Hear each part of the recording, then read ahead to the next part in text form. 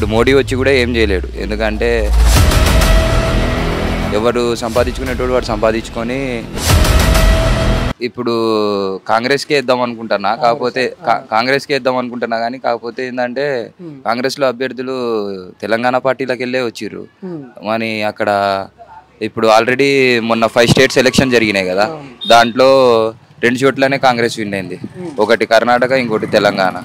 ఇప్పుడు ఈ ఎలక్షన్ జరిగినా కాంగ్రెస్ వచ్చి ఆ కేఎల్ రాహుల్ వచ్చి రాహుల్ గాంధీ వచ్చి కూడా ఏం చేయలేడు. వెనకేసుకుంటూ కానీ ఎవరు కూడా ఏం చేయలేకపోతారు. మరి సెంట్రల్లో ఎవరుంటే బాగుంటుంది అంటారు? ఇట్లా అన్యాయాలు చేస్తారు వీళ్ళు ఎవరు వచ్చినా కూడా అంటా ఉన్నారు కదా, మరి వీళ్ళిద్దరిని కాదని క్యాండిడేట్ కరెక్ట్ ఉండాలన్న. ఎవరైతే క్యాండిడేట్ ఉంటాడో వాడు పీపుల్స్ లీడర్ ఉండాలి. వాడు ఎట్లా అంటే ఇప్పుడు ఎంపీఏ గానీ ఎమ్మెల్యే గానీ జనం మధ్యలోకి వెళ్ళాలి, జనం డైరెక్ట్ గా ఆయనతో ఇంటరాక్ట్ అవ్వాలి. లైక్ ఇప్పుడు ఆయన రేవంత్ రెడ్డి ఎట్లా పెట్టిండు, ఇప్పుడు ప్రజాభవనం ప్రజా దర్బార్ పెట్టిండు.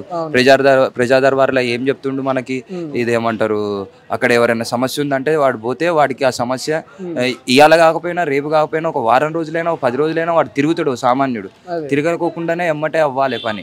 ఎమ్మటే అవ్వాలంటే అది ఎక్కడ జరగదు అన్న. ఇంకోటి ఏంటంటే ఈ క్యాస్ట్ సర్టిఫికేట్లు, ఇన్కమ్ సర్టిఫికేట్లు, ఎంఆర్ఓ ఆఫీసుల చుట్టూ దీనికి తప్పితే దేనికి పనికిరారు ఈ కార్పొరేటర్లు. అక్కడ దునికి ఇక్కడ దునికి అట్లా అటు ఇటు అవుతారు. అంతేందుకు ఇప్పుడు చూడండి హైదరాబాద్ లోనే ఉన్నాం కదా మనం, అది చూడండి డ్రైనేజ్ సిస్టమ్ కానీ కార్పొరేటర్లు కానీ ఏమన్నా ఉన్నది అసలు అక్కడ చెప్పు. అది క్లోజ్ అయిపోయి చాలా రోజులు అయింది. ఇక్కడ చూడు ఈగలు వస్తాయి ఘోరంగా, ఇక్కడ వాటర్ ఫ్లో ఉండదు, అండర్ గ్రౌండ్ డ్రైనేజ్ సిస్టమ్ ఏది బాగాలేదన్న. అసలు ఎవరు వచ్చినా ఏం చేయలేరు. ఇంకోటి ఏంటంటే బేసిక్ గా వీళ్ళు డబ్బులు పెట్టి ఓట్లే కొనుక్కుంటారు. దీని కారణం చేత ఏమైతుందంటే ఆ డబ్బులు పెట్టి కొనుక్కునే లోపు ఇదేమంటారు వాళ్ళు ఇక మేమేం చేస్తారులే మళ్ళీ డబ్బులు ఇస్తే ఓట్లు వేస్తారులే అన్నట్టు ఉంది. ఈ సంవత్సరం 500 అయితే వచ్చే సంవత్సరం 1000 రూపాయలు అవుతుంది. ఇంకా అభ్యర్థి క్యాండిడేట్ గట్టిగా ఉంటే ఇప్పుడు రెబల్ ఉంటారు కదా, రెబల్ క్యాండిడేట్స్ కొంతమంది ఉంటారు, వాళ్ళకి ఏంటంటే సీట్ రాదు. సీట్ రాలేదంటే వాడు ఆపోజిట్ పార్టీలో గెలుస్తాడు. గెలిచి మళ్ళీ ఇప్పుడు టీఆర్ఎస్కి వేస్తాం మనం. టీఆర్ఎస్కి వేసినా కానీ అక్కడ బీజేపీ ఉంటుంది, ఇక్కడ వీడు గెలవలేదు. ఏం చేస్తాడు ఇక మనకి ఇక్కడ ఏం చేయలేరు కూడా. సో దీన్ని బట్టి చూసుకుంటే ఏంటంటే ఏ లెక్కను చూసినా కానీ కాంగ్రెస్ అయితే అక్కడ ఫామ్ అయ్యే ప్రసక్తే లేదన్న.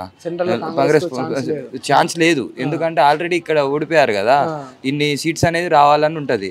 మెజారిటీ కోసం ఫైట్ చేస్తాడు. మెజారిటీ అది హైలీ ఇంపాసిబుల్. కాకపోతే ఏంటంటే ఇంకొకటి బీజేపీ పార్టీ కూడా బాగా దేవుళ్ళకే బాగా పరిమితం అయిపోయిందన్న. మత భేదన బాగుంది. అంతెందుకన్నా మొన్న ఆడు వచ్చిండు, ఆయన అమిత్ షా వచ్చి ఏం చెప్పిండు, సంగారెడ్డిలో ముస్లిం మైనార్టీ తీసేస్తా అంటాడు. ముస్లిం మైనార్టీ తీసేయటం ఏందన్నా నాకు అర్థం కాక అడుగుతా. వైఎస్ రాజశేఖర రెడ్డి హయాంలో నేను స్కూల్లో చదువుకున్నప్పుడు నా స్కూల్ కార్డ్ నుంచి మైనార్టీ వచ్చింది, స్టైఫండ్ వచ్చింది, ఇంటర్లో నాకు వచ్చింది, మళ్ళీ బీటెక్లో నాకు స్కాలర్షిప్ వచ్చింది. ఒక సామాన్యుడు చదువుకోవాలి అనుకుంటే ఇవన్నీ రావాలన్నా. ఇవన్నీ రాకోకుండా వాడేమి ప్రొవైడ్ చేయకోకుండా మైనార్టీ తీసేస్తా అంటే అది పద్ధతి కాదు. వాడు ఒకటే ఇప్పుడు ఏంటంటే మతభేదాలు చేద్దాం అనుకున్నా కానీ ఏం రాదు అన్న. నాకు అర్థం కాక అడుగుతా, విజయ్ మాల్యా గారిని ఎట్లా పంపించిండు అన్న, వాడికి తెలియకోకుండానే పోతాడా? ఈయన మాత్రం ఏడికి పోతే ఆడికి పోవచ్చు. ఏది యుఎస్ పోవచ్చు, చైనా పోవచ్చు, ఎటైనా పోవచ్చు, వాళ్ళతో వీళ్ళతో భాయ్యో అన్నట్టు మేరే సాత్ పవన్ హై అంటాం, చేయగలపటం అన్ని చేయొచ్చు ఆయన. కాకపోతే ఏంటంటే ఇక్కడ ఒక సామాన్యుడు మైనార్టీ పీకటం అనేది చాలా తప్పది. ఇంకొకటి ఏంటంటే మైనార్టీలు లేకపోతే ఇంకోటి ఏంటంటే అన్న, ఇండియా మొత్తంలో పాపులేషన్ చూసుకుంటే, ఇండియానే కాదు వరల్డ్ మొత్తంలో పాపులేషన్ చూసుకుంటే ముస్లిమ్స్దే ఎక్కువ ఉంది. నాకు తెలిసినంత వరకు అయితే ఒక 50 to 60% ఉంది అని అయితే నాకు ఒక అవగాహన ఉంది.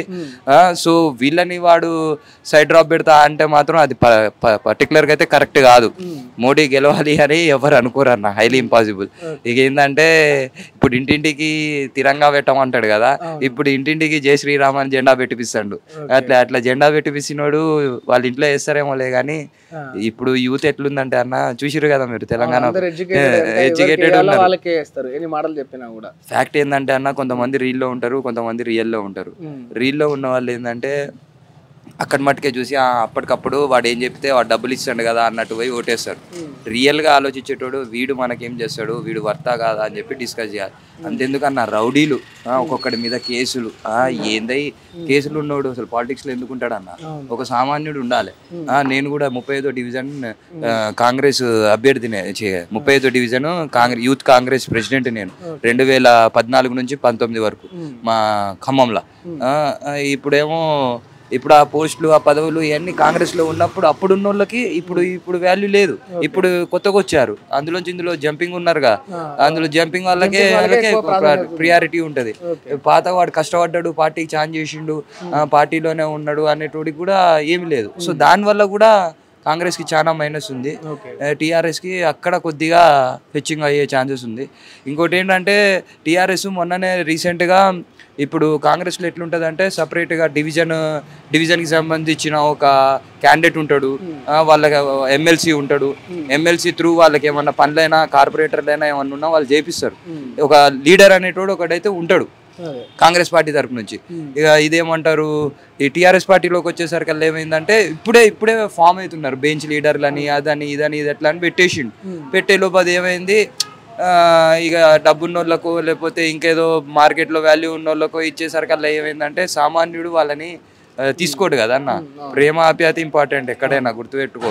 ఒక రోజు నీకు ఒక ప్లేట్ టిఫిన్ నీకు ఇవ్వాలి, ఎంత తక్కువ జరుగుతుంది, ఎక్కువ ఎంత అవుతుంది అనేది అసలు ఖర్చులు అన్న. ఫస్ట్ థింగ్ ఖర్చులు. రేట్లు ఎందుకు పెరుగుతాయి అన్న? ఆయన రావాలంటారు, ఆయన వచ్చి ఏం బీకిండు చూడు, వాళ్ళు అంతమంది తిరుగుతారు, ఏముండదు ఆడ, ఏముండదు చూడు. సగం మంది ఇప్పుడు ఏంటంటే అందులో కలుపుకుంటాడు.